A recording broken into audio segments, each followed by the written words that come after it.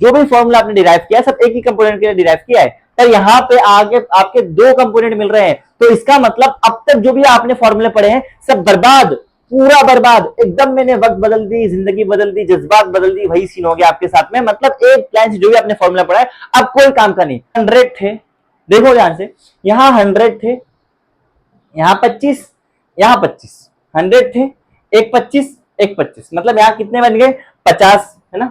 देखो 25 25, यहाँ कितने गए 50, तो यहाँ NaCl कितना बचा, कितना बचा सर, यहाँ तो 50 बन गए, तो यहाँ पहले 100 था, अब 50 यहाँ पे आ गए, तो यहाँ कितने बचेंगे 50, यहाँ कितने बचेंगे 50, है ना 50। आपको तो यही लग रहा होगा, पर ये गलत है। मैं इसको काटूंगा नहीं, ऐसे काट के छोड़ दूंगा ताकि आपको कंफ्यूजन जो कि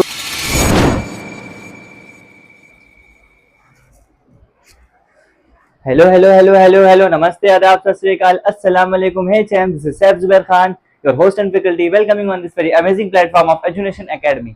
तो आज हम इस लेसन का 7वें लेक्चर पे आ गए हैं और होपफुली आपका ये लेक्चर इस लेसन का लास्ट लेक्चर होगा। हम कोशिश जरूर करेंगे, बट कोई बात नहीं, देखते हो जाएगा वैसे, डोंट वरी, ठीक है, क्योंकि हमने इस लेसन के सारे इंपॉर्टेंट टॉपिक खत्म कर लिया अभी तक, पर जो सबसे इंपॉर्टेंट है वो बाकी है आज, जिसमें से डिक्लेयर्ड क्वेश्चन आता है आपके एग्जामिनेशन में। तो आज का जो लेक्चर है इसको मेक श्योर कि अच्छे से पढ़ लेना, ठीक है। और मैं ये आशा करता हूं कि आप लास्ट लेक्चर में जितने भी हमारे कंसेप्ट हुए उसको अच्छे से थरोली रिवाइज और अच्छे से प्रिपेयर होके आए होंगे। तो हम आज के लेक्चर की आगे शुरुआत करते हैं, ठीक है। मैं ये मान के चलो कि आपका रिवीजन हो चुका है, आई रिपीट, हो चुका है, ठीक है। तो आइए आज हम जो लेक्चर स्टार्ट करें, बेसिकली 7 लेक्चर, इसमें पहले आगे बढ़ते हैं हम सबसे मेन टॉपिक, सबसे स्टार्टिंग टॉपिक पे, जो है आपका इलेक्ट्रोलाइट्स और नॉन इलेक्ट्रोलाइट्स। अब सर जी इलेक्ट्रोलाइट्स क्या होता है, नॉन इलेक्ट्रोलाइट्स क्या होता है। अब इलेक्ट्रोलाइट्स सुनते हैं आप बोलोगे ORS, इलेक्ट्रॉल पाउडर, नहीं नहीं ऐसा नहीं। इलेक्ट्रोलाइट्स मैं किसी का ऐड नहीं कर रहा हूं, मैं सिर्फ वैसे बता रहा हूं, मेरे दिमाग में भी आया था पहले टाइम पे। तो इलेक्ट्रोलाइट्स और नॉन इलेक्ट्रोलाइट जो है ये होता क्या है वो समझने के पहले सबसे पहले आपको मैं ये एक एग्जांपल के साथ समझाता हूं, ठीक है। फॉर एग्जांपल मैंने लिया NaCl, आपका नॉर्मल नमक, इसको मैं क्या किया, इलेक्ट्रोलिसिस, इलेक्ट्रोलाइसिस जो आप बोलते हो, इलेक्ट्रोलाइसिस मतलब उसको पानी में डाल के तोड़ते हैं उसके बॉन्ड को, ठीक है। तो मुझे यहां मिलेगा सर Na+ और मिलेगा Cl-, और इसी को हम बोलते हैं डिसोसिएशन। मतलब ये NaCl का डिसोसिएशन हो गया, जिसको हम अल्फा से दिखाते हैं। जो डिग्री ऑफ डिसोसिएशन होता है उसको हम अल्फा से दिखाते हैं। डिग्री ऑफ डिसोसिएशन बेसिकली ये है कि हम इसी डिसोसिएशन को उसमें कैलकुलेट करते हैं, ऑलराइट। तो NaCl क्या हो गया, डिसोसिएट हो गया, ठीक है, ऑलराइट, डिसोसिएट हो गया। अब एक और एक एग्जांपल लेता हूं मैं आपके सामने, सुक्रोज का। सुक्रोज मतलब बेसिकली आप अभी ये समझ लो शक्कर, शक्कर, ठीक है। ये होता है C12H22O11, फिलहाल ये मान लो, इसको जब मैं इलेक्ट्रोलाइसिस कराऊंगा तो ये डिसोशिएट नहीं होगा, ये डिसोशिएट नहीं होगा, ठीक है। सर ये डिसोसिएशन कहां से आ गया, आप तो इलेक्ट्रोलाइट्स और नॉन इलेक्ट्रोलाइट्स की बात किया था ना, आप समझो ये क्या होता है ना, एक्चुअल में जो भी मॉलिक्यूल अपने आप में डिसोसिएशन दिखाएं, जो भी मॉलिक्यूल अपने आप में डिसोसिएशन दिखाएं उनको हम बोलते हैं इलेक्ट्रोलाइट्स। क्या बोलते हैं उनको, इलेक्ट्रोलाइट्स। और जो मॉलिक्यूल डिसोसिएशन नहीं होते हैं, जो आपस में टूटते नहीं हैं, बिखरते नहीं हैं, उनको हम बोलते हैं नॉन इलेक्ट्रोलाइट्स। आई होप से इतना समझ गया होगा, बेसिक समझ गया होगा इलेक्ट्रोलाइट्स और नॉन इलेक्ट्रोलाइट्स क्या होता है। Clear clear clear. तो यहां मैं बोल सकता हूं ऐसे कोई भी सब्सटेंस, कोई भी पदार्थ, the substance which have the ability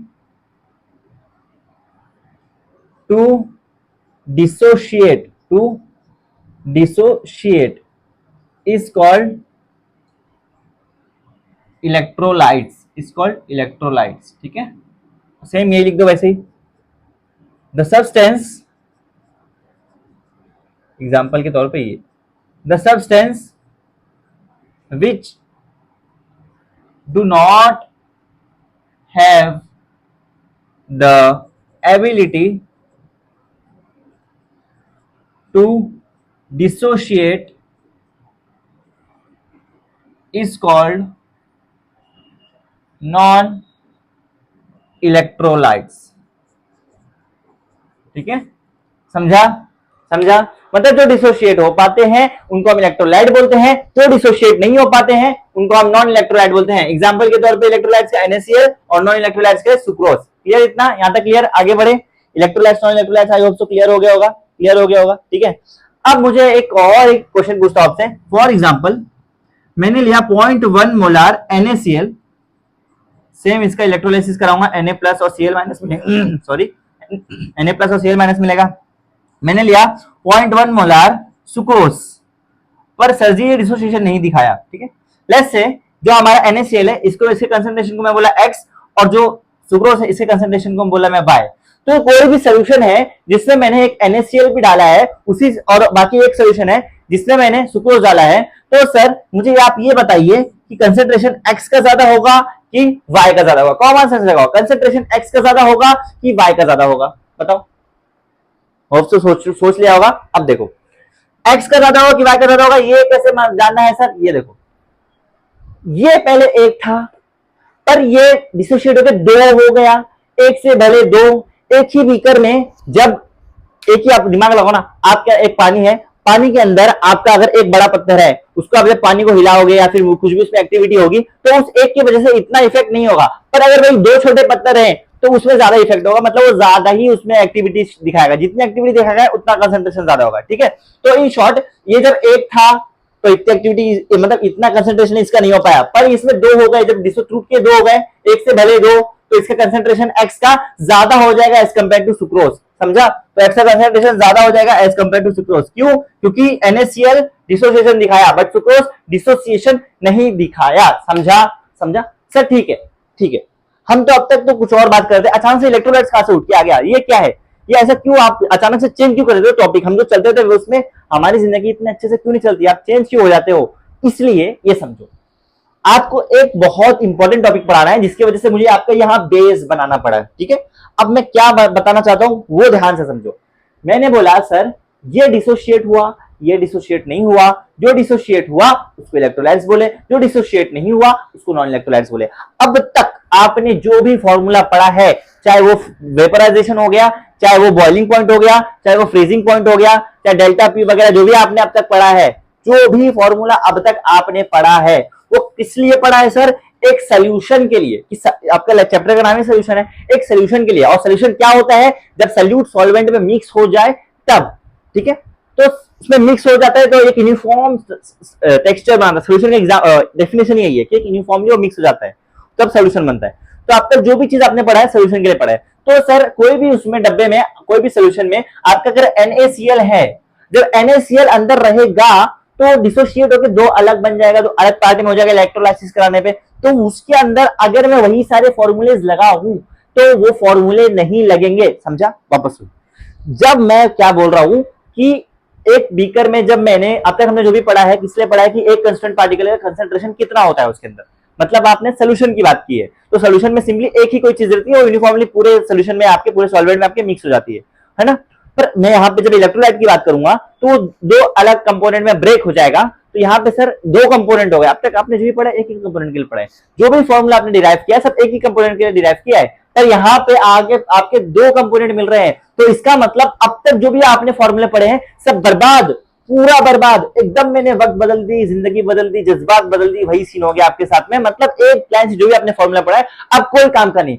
अब आपको इसी समस्या का हल निकालने के लिए एक साइंटिस्ट हैं जिनका नाम है वेंट हॉफ, उन्होंने एक सोल्यूशन दिया जिसको हम बोलते हैं वेंट हॉफ फैक्टर।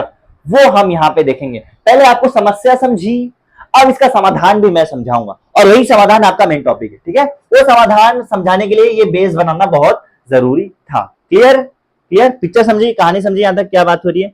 समझा? समझा? क्लियर? क्लियर? डन? आगे बढ़े, आगे बढ़े, ठीक है। तो अब तक आप बेसिकली मुझे बात करनी थी, मैं आपको जो अब तक यहाँ पे बेस बना रहा हूँ किस लिए, वो सर बेसिकली मुझे आपको समझाना था वेंट हॉफ फैक्टर, ठीक है। तो स्टार्ट करते हैं went half factor. Went half factor actual में क्या होता है, ठीक है।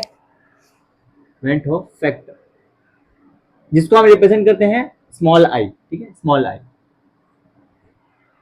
क्यों क्यों क्यों आया वेंट हॉफ फैक्टर गेम में? आई होप सो आपको समझ में आ गया होगा, समझ में आ गया होगा, ठीक है। देख अब बेसिकली ये होता क्या है पहले वो देख लो। ये होता है colligative property of an electrolyte divided by colligative property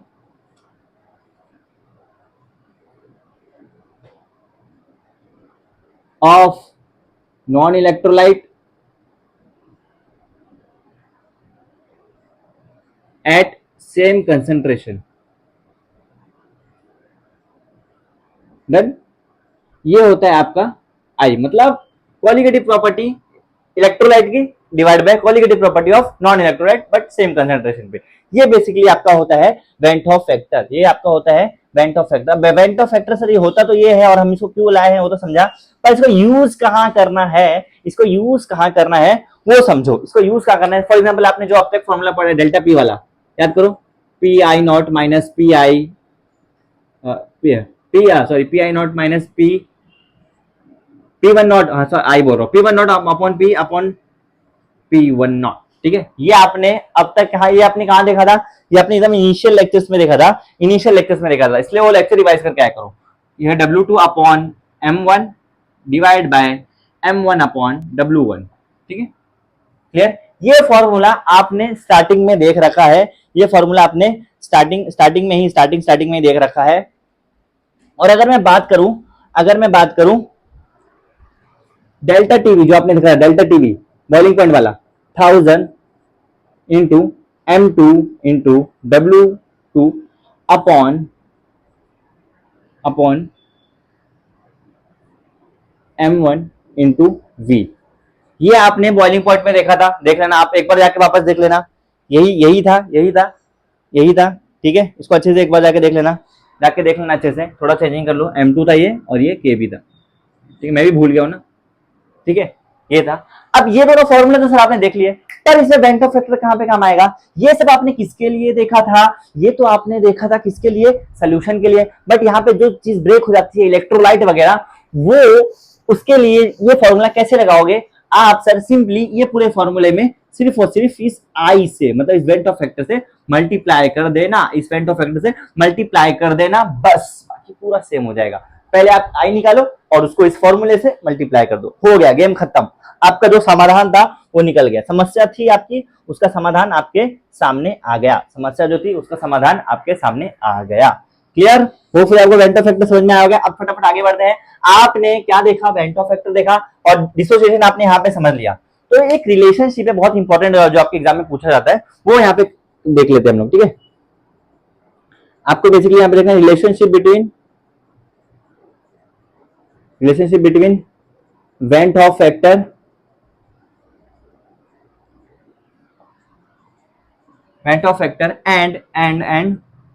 degree of dissociation,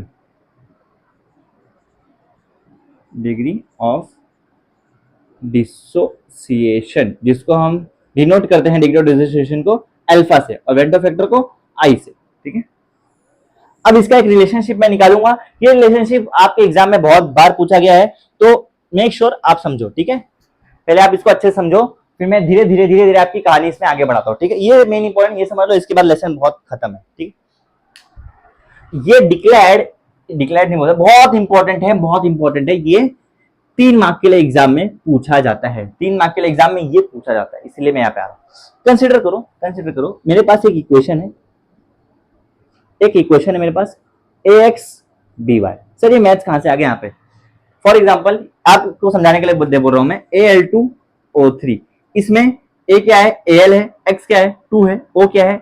B है, और Y क्या है? 3 है। ठीक है, ऐसा कुछ इक्वेशन, कोई भी इक्वेशन हम आगे देखेंगे। फिलहाल मैं एक जनरल इक्वेशन ले रहा हूं, AX/BY। ठीक है, AX/BY। ठीक, अब मैं एक चीज और इस इक्वेशन में आगे बढ़ने के पहले आपको समझा देता हूं एक चीज, एक अलग सी चीज है। ये इसी टॉपिक से अलग है, एक अलग चीज। फॉर एग्जाम्पल मेरे पास एक NaCl है, इस मेरे पास 100 मोल है NaCl के, और जब ब्रेक होगा तो हो जाएगा Na+ और Cl-। ठीक है, तो इसमें इसके बन गए 25, फॉर एग्जाम्पल इसके बन गए 25। ठीक है, यहाँ 100 थे, देखो ध्यान से, यहाँ 100 थे, यहाँ 25, यहाँ 25, 100 थे, एक 25, मतलब यहाँ कितने बन गए? 50, है ना? देखो 25, यहाँ कितने गए? 50। तो यहाँ NaCl कितना बचा? सर यहाँ तो 50 बन गए, तो यहाँ पहले 100 था, अब 50 यहाँ पे आ गए, तो यहाँ कितने बचेंगे 50, यहाँ कितने बचेंगे 50, है ना 50। आपको तो यही लग रहा होगा, पर ये गलत है। मैं इसको काटूंगा नहीं, ऐसे काट के छोड़ दूंगा ताकि आपको कंफ्यूजन जो थी वो यहाँ खत्म कर लो, ठीक है। देखो जब भी ऐसा केमिस्ट्री में कहीं भी आए, जब एक ही मॉलिक्यूल से डिसोशिएट होकर दो सेपरेट एंटिटीज बन रहे हो, तब ये 100 में से 25-25 ऐसा अलग नहीं होगा, ये 100 में से सिर्फ और सिर्फ 25 निकला, ठीक है। मतलब ये निकला है सिर्फ 100 में से ही, टोटल ये 25 है। बस में ऐसा दिखाने का तरीका होता है कि 25 मोल 25 मोल, ठीक है।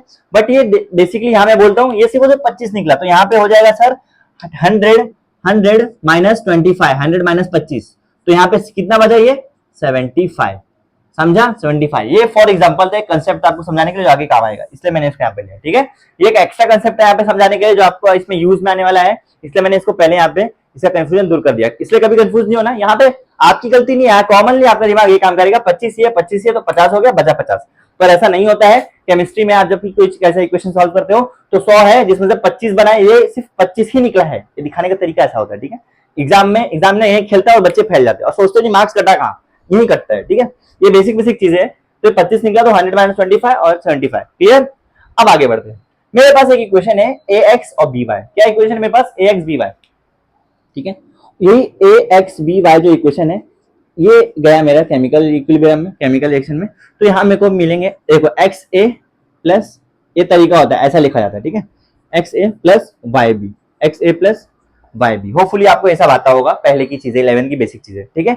ax by और xa yb, क्लियर। मैं बोलूं आपके पास इसका कंसंट्रेशन मेरा 1 है, 1 कुछ भी हो सकता है, मैंने उसको कुछ यूनिट नहीं लिखा है। इसका कंसंट्रेशन मेरा 1 है और इसके कंसंट्रेशन मेरे अल्फा और अल्फा है, ठीक है। एक में से अल्फा अल्फा निकल गए, एक में से अल्फा अल्फा निकल गए, तो यहाँ पे कितना बचेगा सर। यहाँ देखो 100 में से 25 निकल गए, बचा 100 माइनस 25। एक में से अल्फा अल्फा निकल गए तो बचेगा 1 माइनस अल्फा, समझा। ये अभी मैं डायरेक्ट करता आप फैल जाते, कैसे आया, एक में से अल्फा अल्फा गया, मतलब एक में से सिर्फ अल्फा गया, दोनों भी एक से ही निकला तो अल्फा गया, तो ये होगा 1 माइनस अल्फा। और यहाँ पे लिखना है x इंटू अल्फा और ये y into x into alpha और y इंटू अल्फा। ये होता है तरीका लिखने का, ठीक है। ये बेसिक तरीका होता है, समझा ये कैसे किया मैंने, ये ऐसे सॉल्व किया ये, ठीक है। क्लियर इतना क्लियर, ठीक है। और एक चीज और इसको मैं देखो ध्यान से कैसे लिखना है, जो इसका तरीका देखो, और देखो एक्स भी वाई है, ये ऐसा है। कभी भी एक्स और ए यहाँ पे इसके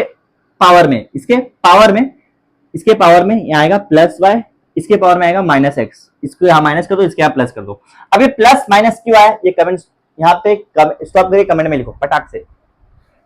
आपका कंसेप्ट अगर क्लियर तो आप लिख लोगे, चलो लिख लिया होगा। देखो ये जो है जब डिसोशिएट होता है इलेक्ट्रोलाइसिस में, एक बनता है कटायन, एक बनता है अनायन। तो कटायन होता है पॉजिटिव साइन, अनायन होता है नेगेटिव साइन। बस वो कटायन और अनायन को रिप्रेजेंट करने के लिए मैंने यहाँ पे पॉजिटिव और नेगेटिव साइन को यहाँ पे लगाया है, ठीक है। पॉजिटिव और नेगेटिव साइन को यहाँ पे मैंने लगाया है, क्लियर, ठीक है। इसकी आगे कहानी मैं आगे लिखता हूँ, ठीक है। यहाँ पे इसकी आगे कहानी मैं आगे लिखता हूँ, कंफ्यूज नहीं होना। देखो अभी हमने कहाँ पे स्टॉप किया उसको मैंने लिख देता हूँ, 1 माइनस अल्फा और एक्स अल्फा और वाई अल्फा, ठीक है। ये तो देखो ये पूरा आपने यहाँ तक देखा है, मैं नीचे कंसंट्रेशन लिख रहा हूँ, इसके मैं खाली नीचे के कंसंट्रेशन लिख रहा हूँ, ठीक है।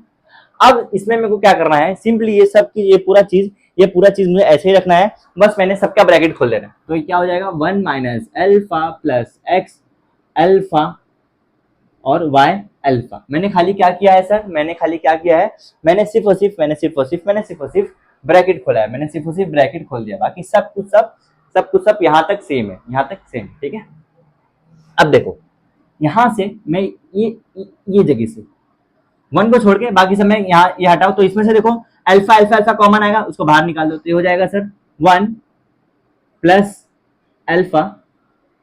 अब यहाँ से अल्फा चला गया, माइनस है पर माइनस यहाँ पे है, तो यहाँ बचेगा, ये बचेगा सर -1।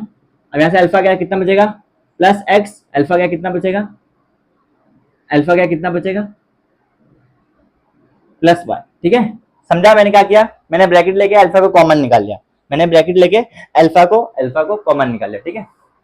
मैंने यहाँ पे सिर्फ ब्रैकेट लेके अल्फा को कॉमन निकाल लिया और ये ब्रैकेट के अंदर वाला ये अलग, ठीक है, इतना अलग, खाली मैंने अल्फा को कॉमन निकाला और बाकी सब कुछ सेम है, बाकी सब कुछ सब सेम है। क्लियर, क्लियर, इजी, ठीक है। अब इसको थोड़ा सा मैं अच्छे से लिख दूं ताकि आपको और अच्छा लगे, 1 प्लस अल्फा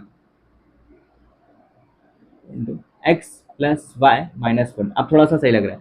अब इसमें हम क्या चेंजेस कर सकते हैं वो ध्यान से देखो। अब इसमें हम क्या चेंजेस कर सकते हैं वो ध्यान से देखो, ठीक है। तो बेसिकली अब तक मेरा अब तक जो मैं निकाल रहा हूँ ना, ये मैं बेंट ऑफ फैक्टर निकाल रहा हूँ, आई इज इक्वल टू ये, अब तक मैं आई इज इक्वल टू निकाल रहा हूँ, ठीक है। आई इज इक्वल टू मेरा इतना निकल गया।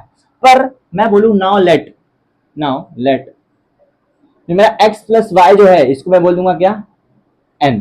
कहां से आ गया सर अचानक से एन कैसे आया, देखो ध्यान से। एक्स क्या था मेरा, कंसंट्रेशन किसका किसका किसका, NaCl का। वाई क्या था, कंसंट्रेशन सुक्रोज का। जब भी कंसंट्रेशन की बात आए तो हमेशा वो मोलैलिटी है तो मोलैलिटी होता है, ठीक है। पर ये मोलैलिटी की बात करें यहाँ पे हम लोग, तो मोलैलिटी है तो नंबर ऑफ मोल्स आएगा, तो नंबर ऑफ मोल्स को दिखाने के लिए यहाँ पे मैंने एन लाया, ठीक है, नंबर ऑफ मोल्स, ठीक है। तो एक्स प्लस वाई क्या है सर आपका, एन है। एक्स प्लस वाई क्या है आपका, एन है। तो यहाँ पे जब मैं एक्स प्लस वाई की जगह एन डाल दूंगा तो क्या हो जाएगा, I is equal to 1 plus alpha bracket n minus 1।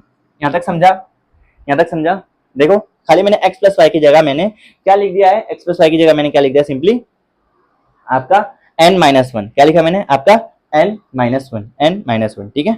और ये आपका आई का निकल के आ गया। अगर कभी आपको इक्वेशन में आई पूछे बेंट ऑफ फैक्टर तो आपको ये तरीका है, ये भी ऐसा भी निकाल सकते हो, ठीक है। आई का फॉर्मूला आपका निकल के आ गया। और थोड़ा सा और मैं इसको रीअरेंज करता हूँ, देखो अच्छे से। आई माइनस 1, 1 को उधर फेंक दिया, क्या बचा, अल्फा एन माइनस 1, ठीक है। अब मुझे अगर अल्फा निकालना हो तो क्या हो जाएगा, alpha is equal to n minus 1 upon i minus 1।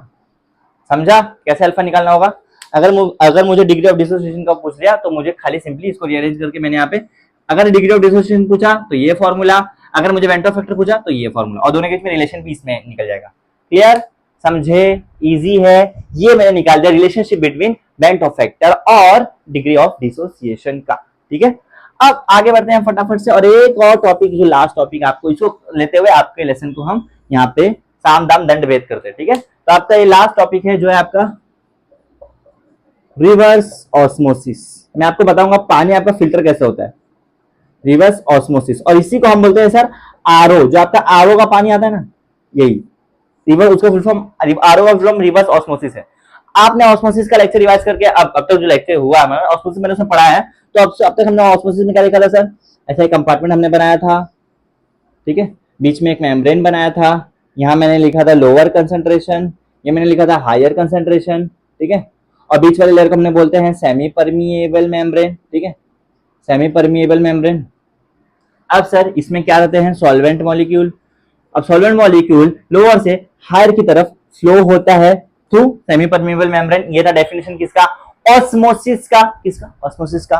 पर इसी चीज में मैंने कुछ नहीं, सिर्फ यहाँ पे इसको मैं रेड से बनाता हूँ ताकि थोड़ा अलग दिखे। इसको मैं यहाँ पे सिर्फ एक चीज लगाता हूँ जिसको मैं बोलूंगा मोटर। यहाँ मैंने क्या लगा दिया, मोटर। ये स्पॉन्टेनियस फ्लो हो रहा है, ठीक है, स्पॉन्टेनियस फ्लो ये हो रहा है, मोटर लगाया। अब मोटर क्या करेगा, प्रेशर लगाएगा, ठीक है। अब सर ये यहाँ तरफ स्पॉन्टेनियस फ्लो हो रहा है, पर मोटर इसके अपोजिट यहाँ पे प्रेशर लगाएगा इधर। पहले तो ये रोकेगा, जब ये प्रेशर इसका ज्यादा होगा फिर ये ठोकेगा।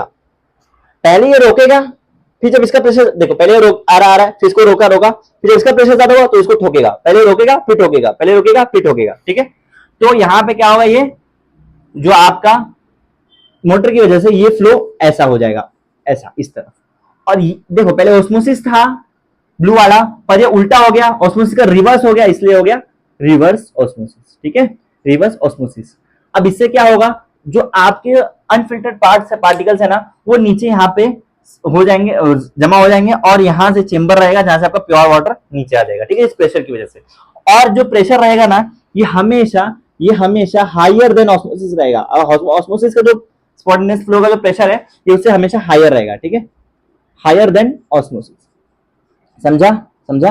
और इसी में आपका यूवी या जो सेमी परमेबल मेम्ब्रेन, इसमें यूवी रहता है और कॉपर वगैरह रहता है, यूवी लाइट, यूवी चेंबर और कॉपर वगैरह, उससे आपका फिल्ट्रेशन अच्छे से होता है, ठीक है। इसका कोई भी आपके घर पे अगर फिल्टर हो तो उस पर देखना ऐसा लिखा रहता होगा RO प्लस UV, और भी कोई फिल्टर पे CU भी लिखा रहता है बाद में, ऐसा कुछ लिखा रहता है, ठीक है, आप नोटिस करना जिसके पे फिल्टर है तो, ठीक है, और कभी फिल्टर देखोगे तो, ठीक है, समझा, बस ये था आपका सिंपली रिवर्स ऑस्मोसिस। इसी के साथ आपका चैप्टर खत्म।